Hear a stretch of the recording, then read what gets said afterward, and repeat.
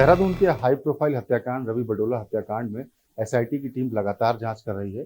इस हत्याकांड के मुख्य आरोपी रामवीर की जब कस्टडी रिमांड ली गई तो उसके बाद कई सारे खुलासे हुए हैं। इसके अलावा जो खास बात निकल के ये भी आ रही है कि जो शालू भारद्वाज है, जो रामवीर की गर्लफ्रेंड है, इससे पहले यतीम जो गैंगस्टर रहा है उसकी भी पत्नी रही है। तो इन्हीं सब मुद्दों पर बातचीत करने के लिए हमारे साथ मौजूद हैं अभिनय चौधरी, जो एसआईटी को लीड कर रहे हैं। सीओ साहब, सर क्या कुछ जानकारी अब निकल के सामने आ रही है?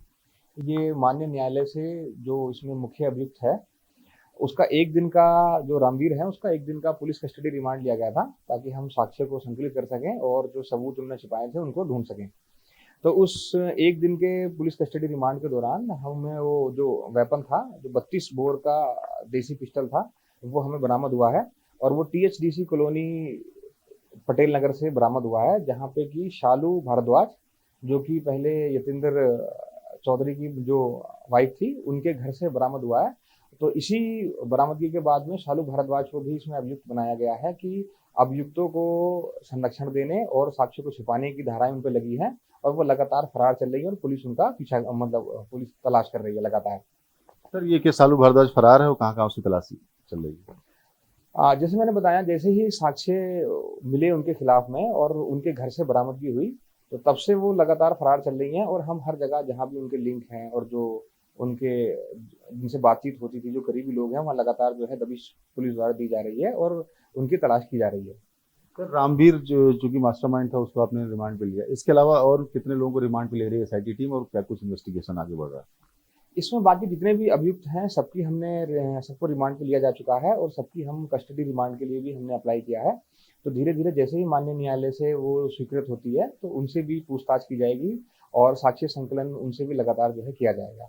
और साथ ही मैं ये भी बता दूं कि इसमें जो अभियुक्त थे उनके खिलाफ लगातार हमें शिकायतें मिल रही हैं, और उसके बाद में 2 मुकदमे भी दर्ज किए गए हैं, एक शंभू उर्फ सागर यादव पे और दूसरा मुकदमा देवेंद्र भारद्वाज और उसकी वाइफ पे, वो भी लेन देन के और एक्सटॉर्शन के मुकदमे हैं। तो कुल मिला के माना जाए सर, रवि बडोला से पहले और लोग भी पीड़ित थे। इस हत्याकांड के बाद से लोगों की हिम्मत खुल रही है जब से पुलिस कार्रवाई कर रही है। जी, जैसे जैसे हमें शिकायतें मिल रही हैं, हम उन शिकायतों की जांच करके लगातार जो है उसमें मुकदमे लिखवा रहे हैं। और भी जो लोग हैं वो भी, अगर उनके द्वारा भी इस तरह का करके अगर देखा गया है तो वो भी हमें सूचना दें और हम उस पर भी जो है काम करेंगे। अच्छा सर, जो लोग जानना चाह रहे हैं कि पुलिस की एसआईटी की जो संयुक्त कार्रवाई चल रही है प्रशासन की, वो बुलडोजर तक कब पहुंचेगी, कब बुलडोजर बाबा गरजेंगे, उसमें क्या स्टेटस है सर? बुलडोजर और जो जमीन का चिन्हीकरण है, ये एक्चुअली नगर निगम और जो प्रशासन है उसका डोमेन है। उन्होंने 3 दिन का नोटिस दिया था, उसके बाद में जो हाई कोर्ट है नैनीताल, वहाँ उनकी अपील चल रही है और शायद उसमें कुछ एक्स्ट्रा डेट मिली है सुनवाई के लिए। फिर उसके बाद में जैसे भी न्यायालय का निर्णय होगा, प्रशासन द्वारा और पुलिस द्वारा कार्यवाही की जाएगी। तो कुल मिलाकर कोर्ट के आदेश आने के बाद ही इस पे तय होगी तस्वीर। सर और बात करें कि जिस तरीके से इन लोगों ने अपराध किया, जो आर्थिक चंगुल में लोगों को फंसाते थे, तो इस पर क्या कुछ प्रभावी कार्य जैसे सत्यापन की कार्रवाई आप लोग कर रहे हैं और इस पर भी कुछ पुलिसिंग नया इनिशिएटिव ले रही है? जी, जैसे कि पता लगा कि कुछ जो संदिग्ध लोग रहते हैं, और पुलिस के संज्ञान में भी आया कि कुछ ऐसे लोग रहते हैं जिनका सत्यापन नहीं होता है और वो कुछ देर रह के देहरादून में या इधर के एक क्षेत्र में रह के जो है वापस चले जाते हैं। तो लगातार जो है पुलिस द्वारा पहले भी सत्यापन की कार्रवाई की गई थी और अब तो बहुत सी जो एक एडवांस स्टेज में सत्यापन की कार्रवाई की जा रही है। पिछले हफ्ते भी लगभग लगभग 1,900 जो है चालानी कार्यवाही की गई उन मकान मालिकों के खिलाफ जो अपने यहाँ किराएदारों को रखते हैं और उनकी सूचना ना किसी को देते हैं, ना उनका सत्यापन करवाते हैं। तो ये कार्यवाही लगातार की जा रही है और इसमें जो संदिग्ध लोग पाए जा रहे हैं उनको थाने बुला के उनसे पूछताछ भी की जा रही है कि उनका बैकग्राउंड क्या है, वो लोग कहाँ के रहने वाले हैं, उनकी कोई आपराधिक पृष्ठभूमि तो नहीं है। तो ये कार्यवाही लगातार की जा रही है और आगे भी की जाएगी। सर अंतिम सवाल ये जानना चाहेंगे कि जो अपराधी हैं, इन्होंने जो जिस तरीके से रवि बडोला को चंगुल में फंसाया, पैसे का लेन देन था, तमाम लोग ऐसा फंसाया जैसा आप बता रहे, शिकायतें भी आने शुरू हो गई। तो क्या इन्होंने कितनी संपत्ति अर्जित की होगी आए हुए, इसका विवरण जुटा रही है एसआईटी?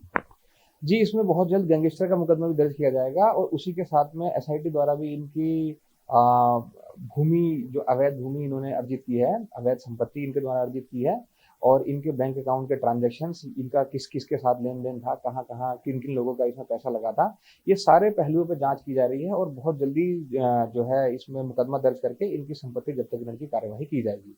धन्यवाद। तो देखा आपने, हमारे साथ थे एसआईटी इंचार्ज अभिनय चौधरी, जो तफसील से हमें जानकारी दे रहे थे रवि बडोला हत्याकांड में जुड़े हुए सभी पहलुओं पर।